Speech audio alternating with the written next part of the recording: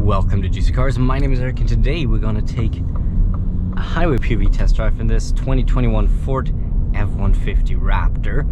And yeah, this highway POV test drive, we are going to take a look at the assist systems that this F-150 offers. So adaptive cruise control, lane keep assist, and all the good stuff. But before we do that, of course, we have to merge here first.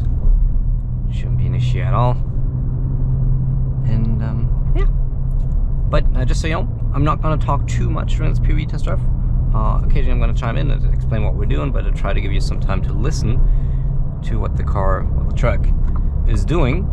And then, sorry, I said it was a little fast, so I had to kind of like watch what he's doing. Anyhow, but yeah, if you want to hear all my thoughts about this Raptor though, click in the top right hand corner for my full review where we talk about the interior, the exterior, we drive it plenty, and of course we off-road it and see if it's worth the money Ford wants for it. With that being said, let's turn on first of all the lane keep assist with that button press, and now we have the lane keeping system on. We can go up here, and then it'll show us a little more, and we can also, while we're here, enable the adaptive cruise control. So everything's enabled, and it's already locking us in the middle of the lane. So it's automatic lane centering. Let's just accelerate here a little. Everybody wants to turn off. And okay, let's start with lane keep. So if I'm drifting out of the lane, let's see, drifting out to the right of the lane, let's see what the truck does. And it steers us back, as you can see. I'll try that once more. So truck's taking over basically and steers us right. That's a very good lane keep assist. I like it when they, you know, actually steer you into the center of the lane and not just kind of bounce you back off. But like I said, we have adaptive cruise control as well, and now we have automatic lane centering active. So ready to intervene. I'm not giving any input though. So as you can see, the Raptor automatically steers into the corners. Now this is not an autonomous system, this is simply just a semi-autonomous system, so you need to stay in control at all times, keep your hands on the steering wheel, and make sure to give inputs every now and then, because it will want input from you. Simply just holding your hands on the steering wheel unfortunately isn't enough, and it will need quite a bit of input, so you need to kind of do this sometimes. But other than that, it is doing a very, very good job of centering this Raptor.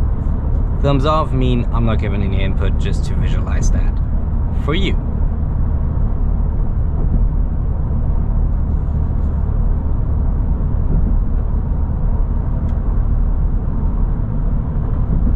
As you can see, it does it very, very well.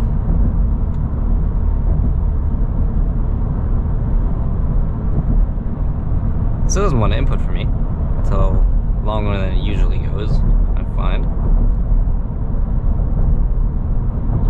Okay, still no input. But no, it's a great system. I really, really enjoyed it, and I used it on longer drives when going off-roading and all that, towards the off-road area. Of course, this doesn't work off-road. And yeah, no, these systems are great. Kind of a good in-between step of regular cruise control and regular lane keep assist and kind of fully autonomous driving, which we still need a little work on before that's really that viable. But this is a nice in-between step, which is just very useful. But let's turn all that stuff back off and just go for a little cruise. I'm just going to stay quiet for a minute or two and give you the opportunity to listen to how this Raptor is to drive on the highway. But let's first of all put the exhaust into normal, just so it's like you would actually drive.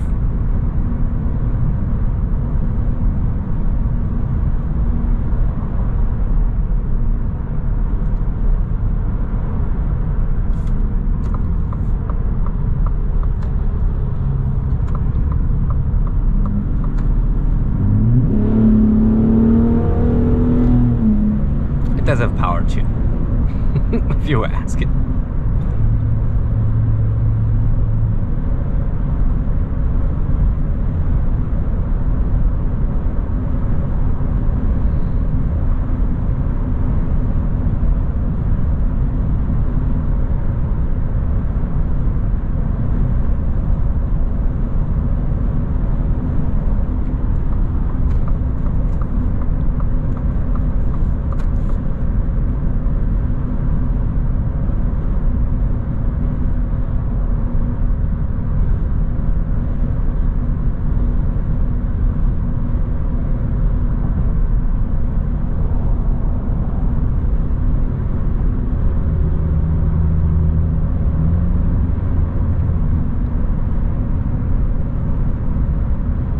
Okay, but that will conclude our highway POV test drive. Always very short and concise. We got 3 more POV test drives though. One at night where we test the headlights and the high beams.